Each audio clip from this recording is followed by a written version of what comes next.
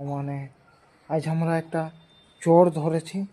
तो चोरটা बहुत दिन से हम देखो से आया है कि चोर करे लगते रहे। तो फाइनली बोलते गেলে কাল রাইতেই ওকে ধরলি।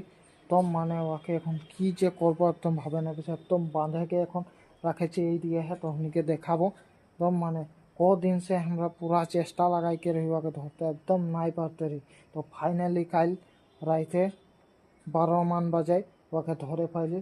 তো এখন আহে বাহারে আহে ওকে বাইনকে রাখেছি। তখনদেরকেও চিনহাবো একে চোরটাকে। হয়তো তোরা নিশ্চয়ই চিনহা পাতেও পারি হয়তো বহুতজন।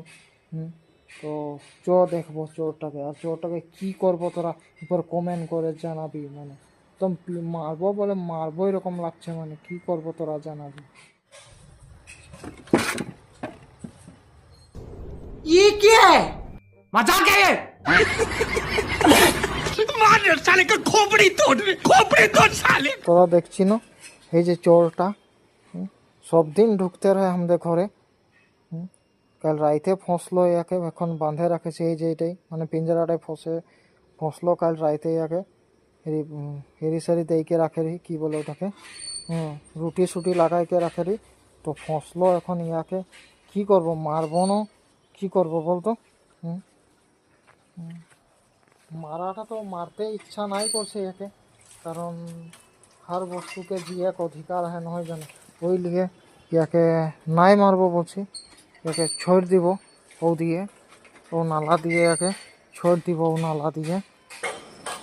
তো এই দিকেই छोड़ দিব, এইটা আমাদেরই হেরি লাগে ফ্যাক্টরি লাগে। তো এই দিকেই छोड़ দিব, এদিকেই থাকবে। মানে এই মশাটাকে এই চোরটাকে মারতে মন নাই যায়, মানে এগুলা আরও কি বলবো হেরি সবার একটা মানে জিয়েকলে হোক এখন। তো কারণে দুঃখ লাগে আরো।